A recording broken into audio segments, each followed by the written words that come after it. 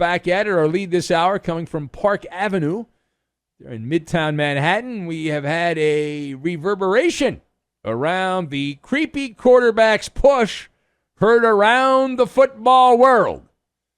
Now, on Monday Night Football, we talked about this in a previous episode of the show during some sideline wrangling after the first of two flagrant penalties, a face mask call, a foul against the Cleveland Browns quarterback Deshaun Watson. After the first of those two face mask penalties, Watson, if you remember watching the game, he shoved an official away from him. Get away from me! And he was not ejected from the game. The NFL has since issued a prepared statement on how a player is allowed to shove a referee and not be penalized in any way, kicked out of the game. It seems a little fishy. So what did the NFL say? I don't know if you saw this or not. Maybe not. The NFL released a statement. The money part of the statement was, quote, in the judgment of the officials, the contact did not rise to the level of a foul, close quote. That's the explanation from Big Brother in the NFL. So let us discuss the question, how do you process the NFL's statement on Deshaun Watson, essentially allowing him to get a shove at an official? So I've got Mulligan Man, ZZ Top, and Slushy. And we will combine all of these things together, and we are going to make the happy baby yoga pose because we know Deshaun Watson loves the happy baby yoga pose. So number one,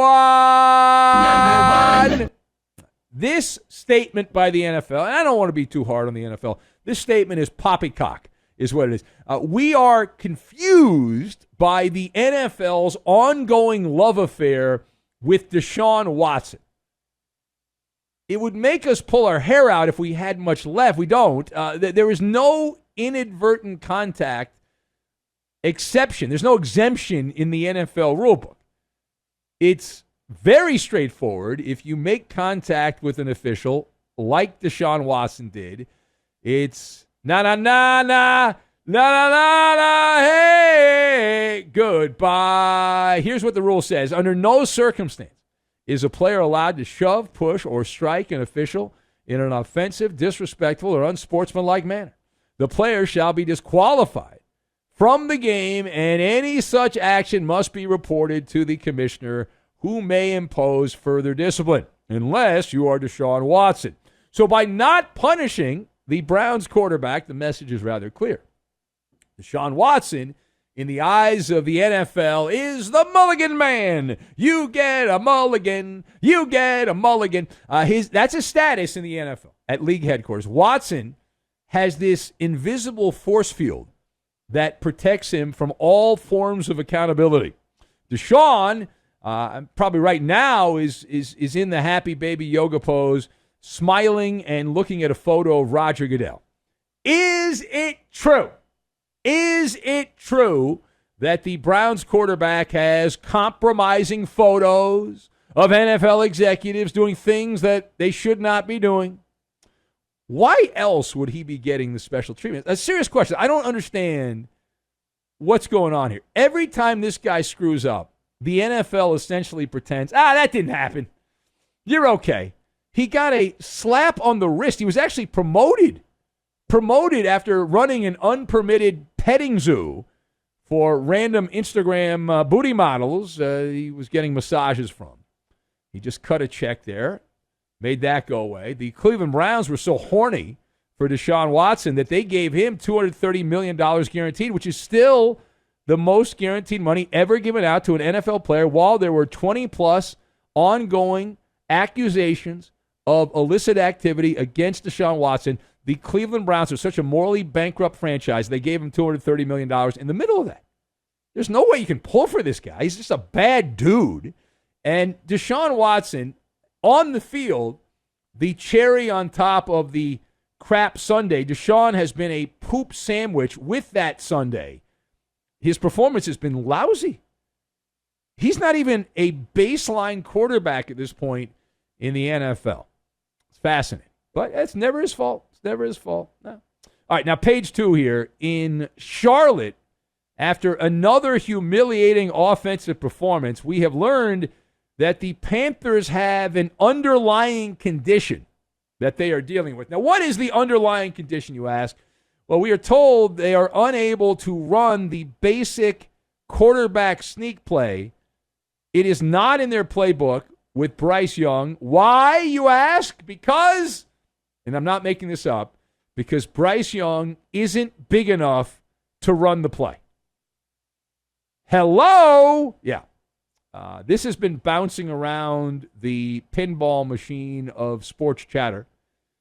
So let me give you the long and short of it. And really the short of it in this one. So third and short situations. And I didn't notice this in the Monday night game because I was flipping back and forth, and the Panthers-Saints game was so dull I didn't really focus in on it much. I kind of was like falling into daydream land. Anyway, apparently the Panthers were forced to bring in Andy Dalton against the Saints. Yeah, they had to bring him in, the Red Rifle Andy Dalton, because he's bigger than their starting quarterback. Now, the reports say that this is going to be a long-term problem. There's obviously no way to get Bryce Young much bigger. So what do you think of the Bryce Young size issues being that underlying condition for the Panthers? So this one does not pass the smell test. First of all, Carolina knew what they were getting. It's not like Bryce Young hid the fact that he was a fun-sized quarterback. He was those little mini candy bars. That's what he is. He's 5'10", and he's listed at 204 pounds. He looks shorter than 5'10", and it looks like he's closer to 170 pounds than 204 pounds. He just appears small. Maybe it's an optical illusion. He's actually a fat ass, but he looks smaller. Nevertheless, I disagree with the hypothesis that Carolina is hamstrung here with Bryce Young. They cannot run the quarterback sneak. My advice, go old school ZZ Top. Use the tush, the tushy pushy. All right, that is what I recommend. That is what I recommend. That rugby-style play is unstoppable. Just have your running backs literally throw Bryce Young over the line to gain like he's a volleyball. Bryce Young has bigger problems, though. Like, forget the short yardage situation. He just looks overmatched. He's been drowning the first couple of games of the year. And that's not exactly against elite competition for Bryce Young. It's going to get harder at some point. It's supposed to get harder at some point. Now, final point for us. So we go to Florida. Interesting story here. There was a poll done of the voters in an NFL city in Florida. And it revealed that only 6% of Jacksonville residents want to help foot the bill for the renovations of the Jaguars Stadium. The NFL team is asking for a handout. They want $1 billion. Can we please have $1 billion? Why is that? Well, we play not 8 football games a year. We play 6 football games a year here. But we'd like $8 billion. We'd like that. The polling found that 47% of those that were asked and responded said that they don't want to pay the money, and they don't even want to pay the money if it meant losing the Jags to a different city like, say, London. And over 50% said that the city should sell the stadium to the team and let them pay for it. Seems like a good idea to me. So in what way does this survey that says only 6% of Jacksonville residents want to help pay the bill for the Jacksonville Jags stadium, in what way does this impact the stadium financing for the Jags? So for whatever it's worth, I will start by saying I agree with the premise of the people saying don't pay, the people surveyed. Regardless of the fact that I agree, it does not matter. The electorate is irrelevant. Every man, woman, and child knows how this is, and we've seen it time and again. It'll play out here in Jacksonville. If not Jacksonville, it'll go somewhere else. But the elected leaders They don't care about the unwashed. They don't care. They care when they're coming up for election, but nobody's not going to vote for a politician because they gave money to an NFL team. They might be upset about it, but they're not going to vote against someone because that Shad Khan, the owner of the team, is worth I think it was about $12.1 billion, I believe, his family. So these NFL teams, generally speaking, have this thing called the slushy. And ergo, they can just tip into old-fashioned political bribery. Get in that slush fund and have a wonderful time. Here's what you normally do.